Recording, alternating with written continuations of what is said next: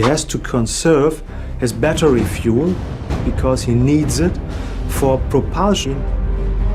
Otherwise, the submarine would sink deeper and deeper. This is the insane true story about a group of divers who found a lost World War II German submarine off the coast of New Jersey. No one in the world knew how it got there, why it sank, or even which ship it was. And exploring it turned out to be insanely dangerous. Multiple divers died while trying to figure out what this sub was doing. 490 feet beneath freezing Norwegian waters, a military-grade drone just transmitted footage that made environmental scientists go completely silent.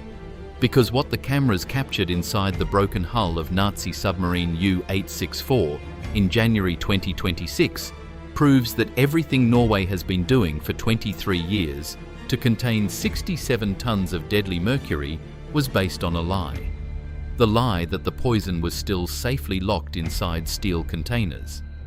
When the truth is far worse, the mercury has been spreading through the wreck like a slow-motion bomb for 8 decades. And the drone just showed exactly how bad it really is. Here is what actually happened 81 years ago.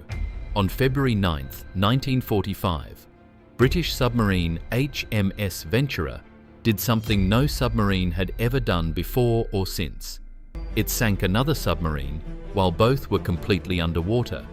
The target was German U-boat 864, a massive 287-foot-long vessel carrying the deadliest cargo any submarine ever transported. 67 tons of pure liquid mercury stored in 1857 steel flasks, plus jet engine parts, missile blueprints, and 4 German and Japanese engineers heading to Tokyo. One torpedo hit, the sub split in half, 73 men died instantly, and all that mercury sank to the ocean floor where it has been poisoning everything around it ever since. They are fortunate to be alive.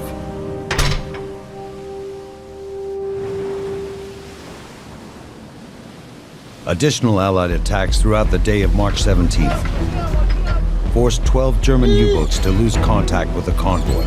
In recent years, in UK coastal waters, submarines have been showing up all over the place. And a cursory glance into the official record of losses, both British and German, will soon tell you whether it's a known loss, one that was actually witnessed to sink. Now here is the kicker.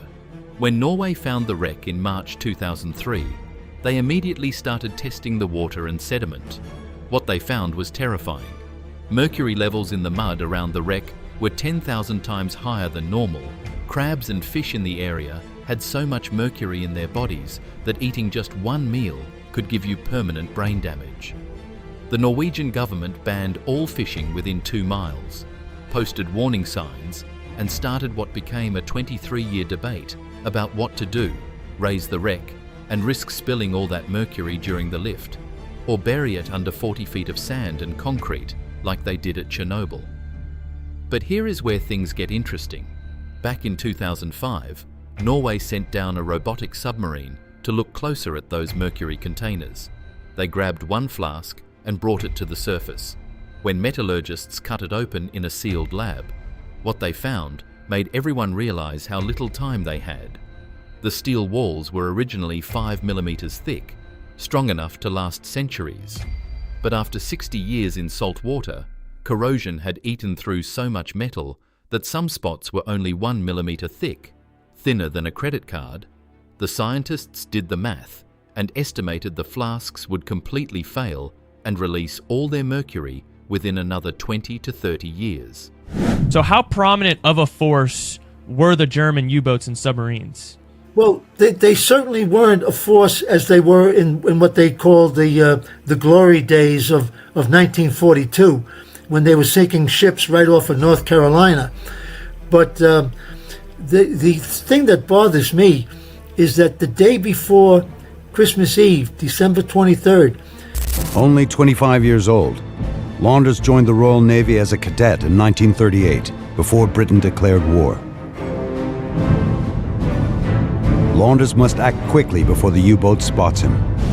If he spots your periscope, nobody can take counteraction better than another submarine commander. So Norway made a plan.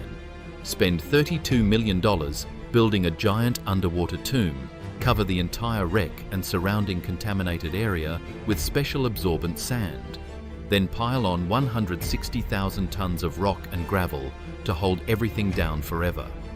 Work started in 2018, and it was supposed to be finished by 2020. But then, in 2024, the government suddenly changed the plan completely. They announced that before burying the wreck, they would try to retrieve some of the mercury first, using advanced robots. The operation was scheduled for 2026, and that is when they sent the drone down for one final detailed scan. What that drone found in January 2026 has completely destroyed the retrieval plan, when the high-definition cameras pushed through gaps in the torn hull and illuminated the interior for the first time ever. Operators on the surface ship saw something that made them stop the entire mission. Free liquid mercury, not contained in flasks, not slowly leaking from tiny cracks, but pooling in large puddles throughout the damaged sections of the submarine, reflecting the camera lights like mirrors made of pure silver poison. Here is the deal, Dr. Henrik Larsen, a toxic waste specialist who has cleaned up 17 major mercury contamination sites across Europe over 18 years, reviewed the leaked footage and estimated based on the visible pooling that somewhere between 3 and 8 tons of mercury is already sitting loose inside the wreck, not in containers, just liquid metal sloshing around in bilge compartments and keel sections. And get this, that means up to 12% of the total cargo is already free, waiting to spill into the ocean the moment those corroded hull plates finally give way. And it's the 80th anniversary of the attack of the SS Gulf America. 19 merchant marines, they lost their lives after a Nazi submarine attack off the coast of Jacksonville Beach. It happened this day in history, February 9th, 1945. The HMS Venturer sinks the U-864 off the coast of Fedje in a rare occurrence of submarine-to-submarine combat. Submarines honestly do not normally fight one another, they fight surface ships. Historical moment of World War II. But here is where it gets even more disturbing. The drone's sonar imaging revealed that the aft section of U-864 has moved, not the slow settling that happens naturally over decades, but a sudden shift of 4 meters, that is over 13 feet, since the last survey in 2023. And here is the kicker. Nobody touched it. No storms, no ships, nothing but the wreck itself slowly collapsing under its own weight and the pressure of 81 years of corrosion. Some geologists think the movement was triggered by small earthquakes along North Atlantic fault lines in late 2025. Others believe the wreck has finally reached a tipping point where the structural damage is so severe that gravity alone is pulling sections apart. A few environmental scientists think the worst possibility, that the January shift caused additional flask ruptures and even more mercury is now loose inside the hull than the drone cameras could see. Or you're into a mystery. This particular submarine is a mystery, and there's a process we can go through to try and work out which one it is.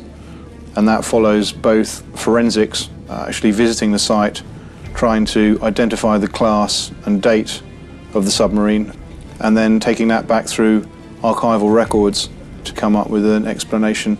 Let me tell you why this submarine was carrying 67 tons of mercury in the first place. Because the story explains just how desperately Nazi Germany was losing the war. In December 1944, with Soviet forces closing in from the east and Allied armies pushing through France, Hitler approved one final attempt to help Japan stay in the fight. Operation Caesar. The mission was simple: send Germany's most advanced military technology to Tokyo by submarine, since surface ships had no chance of making it past Allied navies. U-864 was loaded with blueprints for Messerschmitt jet fighters, guidance systems for missiles, parts for jet engines, and that massive mercury shipment. And here is what most people do not know. Mercury was not just valuable, it was absolutely critical for making weapons, specifically explosive primers and detonators. Without mercury, you cannot make reliable ammunition. Japan had been buying mercury from Italy before Italy surrendered in September 1943. After that, submarines were the only way to get it, and Germany promised to deliver 1,500 tons total.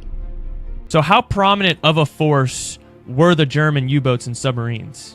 Well, they certainly weren't a force as they were in what they called the glory days of 1942, when they were sinking ships right off of North Carolina. But the thing that bothers me is that the day before Christmas Eve, December 23rd, He works out in his mind what the best chance of hitting the target is. This will mean firing all four in his tubes. His ability to sum things up very, very quickly in his own mind and carry out an attack rapidly and effectively. But the mission was cursed from the start. U-864 ran aground in the Kiel Canal on departure day, damaging the hull. Then British bombers hit Bergen, Norway, where the sub was getting repairs, delaying the mission by weeks. Then one of the diesel engines started misfiring, making the submarine so loud that British listening stations could hear it from miles away. When Commander Ralph Reimar Wolfram radioed Bergen on February 6, 1945, saying he needed repairs again, British codebreakers at Bletchley Park decoded the message within 3 hours. Guggenberger survives the war, and his career continues. When Germany gets a navy back in the 1950s, he re-enlists. He becomes a senior admiral with a senior position in NATO, and retires, with the plaudits and honours of not just his nation but his former enemies.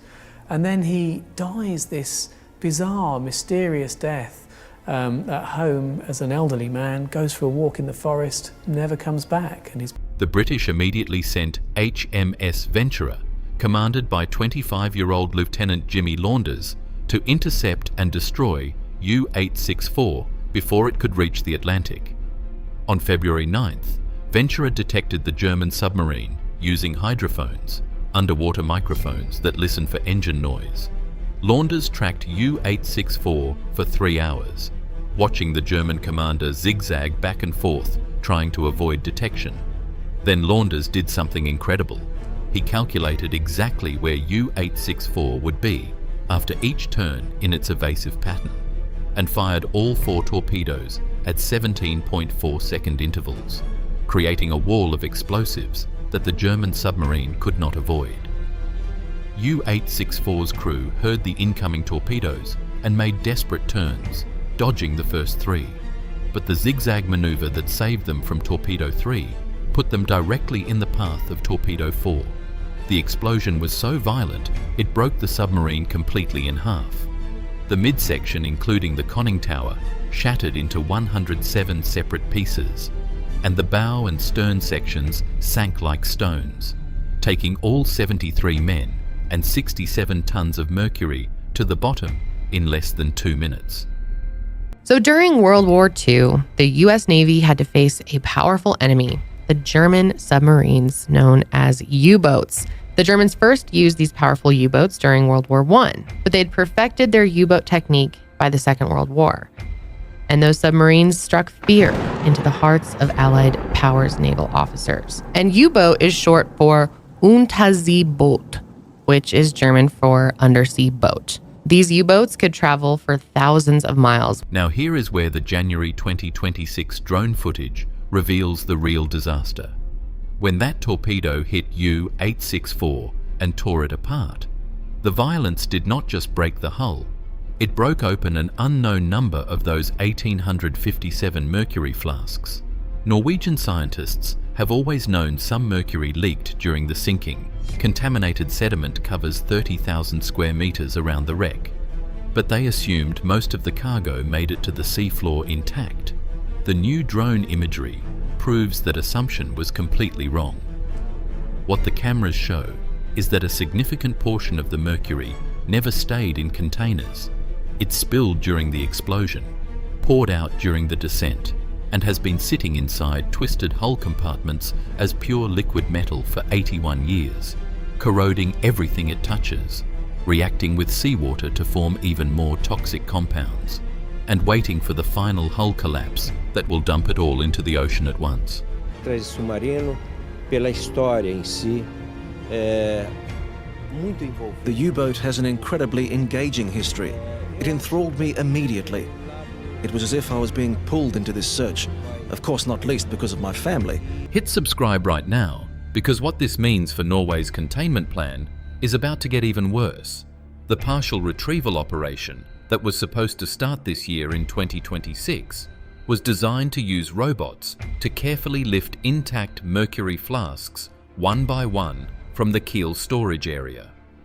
Engineers calculated they could safely remove maybe 30 to 40% of the cargo before it became too dangerous to continue. Then they would bury the rest. But that entire plan assumed the mercury was still in flasks. If 3 to 8 tons is already free liquid, touching it with robots could trigger catastrophic spillage. One wrong move, one corroded plate breaking under robot weight, and tons of mercury pour into the ocean in seconds, spreading contamination across miles of Norwegian coastline. Dr. Larsen is reportedly telling Norwegian authorities to abandon retrieval completely and move straight to emergency burial. But here is the catch.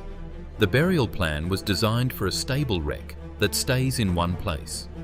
If U-864 keeps shifting and collapsing on that unstable seafloor slope, even 40 feet of sand and 160,000 tons of rock might not contain the mercury if major hull sections break apart and release their payload into the sediment. And get this, the contamination is already spreading faster than anyone predicted. When Norway started monitoring in 2003, mercury levels were dangerously high within half a mile of the wreck.